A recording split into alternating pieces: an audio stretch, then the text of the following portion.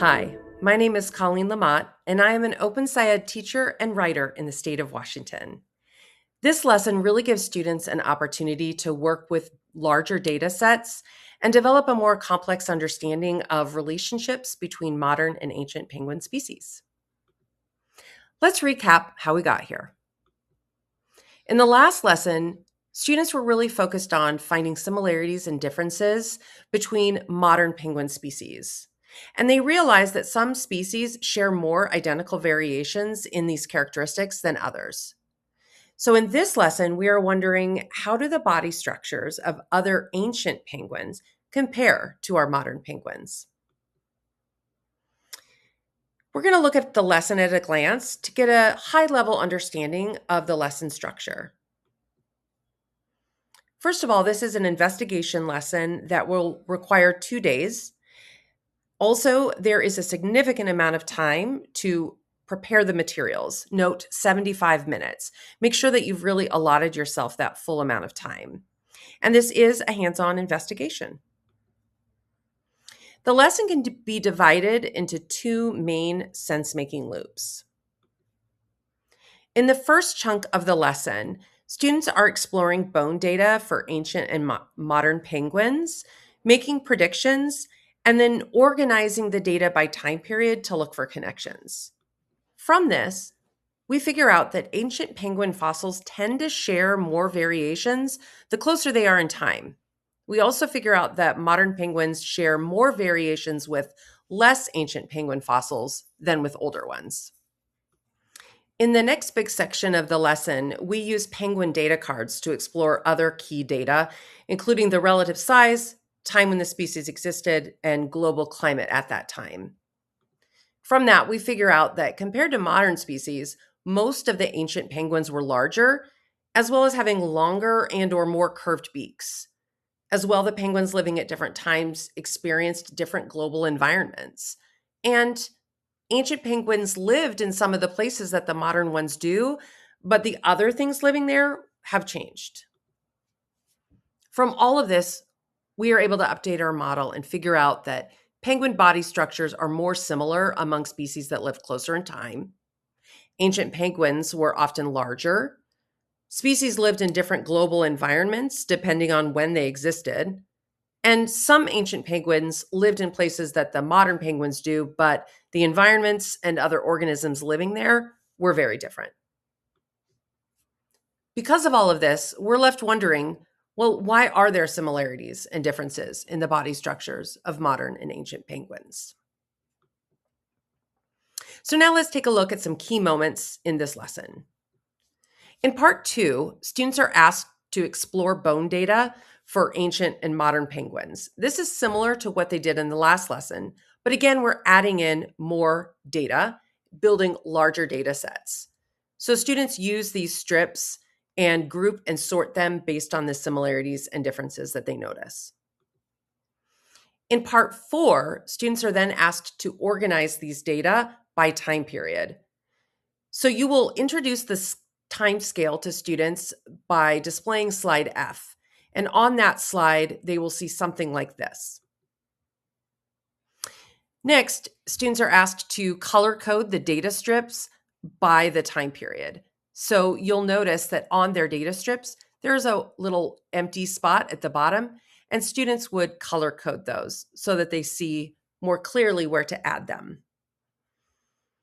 Each group is going to get one set of timeline sections that they'll put together, and then poster paper that they will assemble all of the timeline sections onto. Students will then sort these data strips and annotate on their timeline. In part 7, students begin to explore these fossil data cards, and the goal is to organize the penguins by data other than body structures or time. So individually, the students will explore 4 or 5 of these cards, sort them out, and then they'll come together as a group and look at the full set to sort and look for patterns.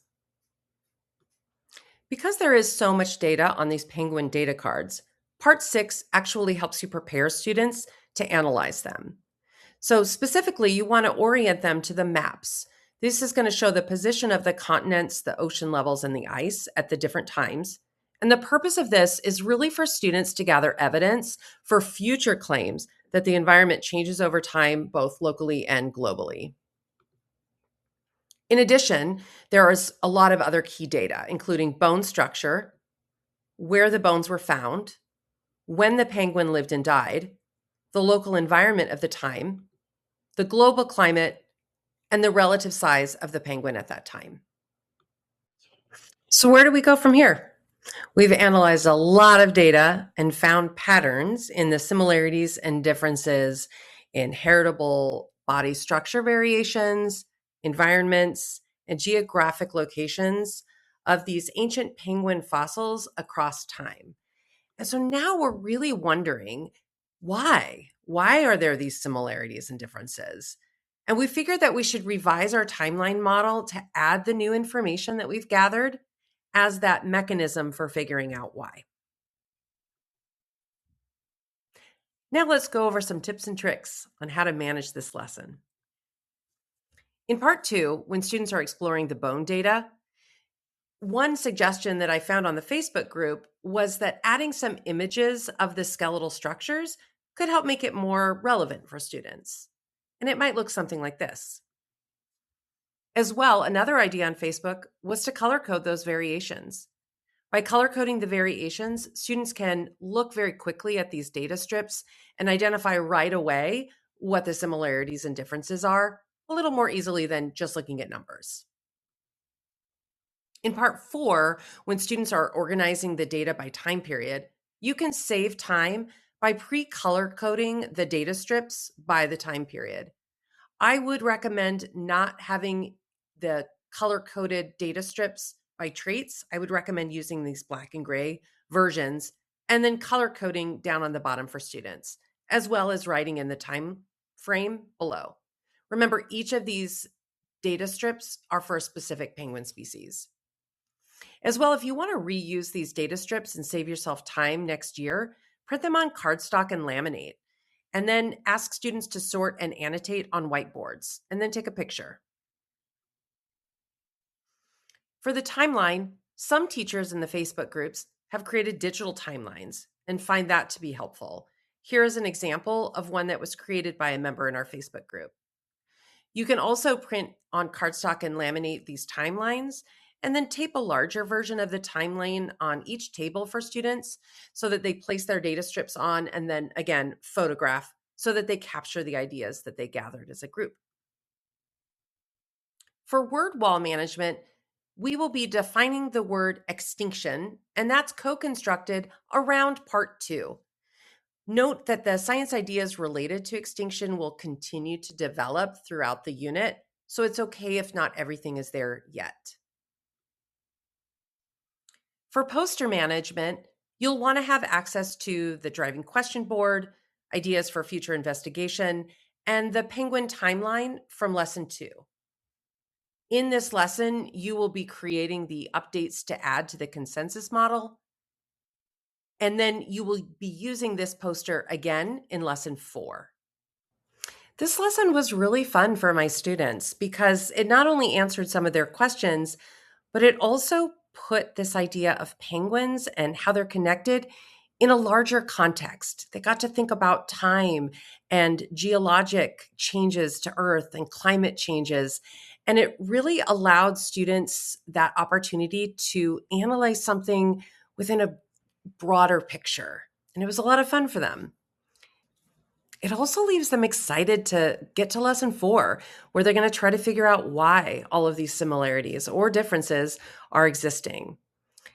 I hope this video helps give you a better understanding of how this lesson supports student sense making and fits within the broader storyline of this unit, as well as helping you with some tips to manage this lesson and make it more meaningful for you and your students.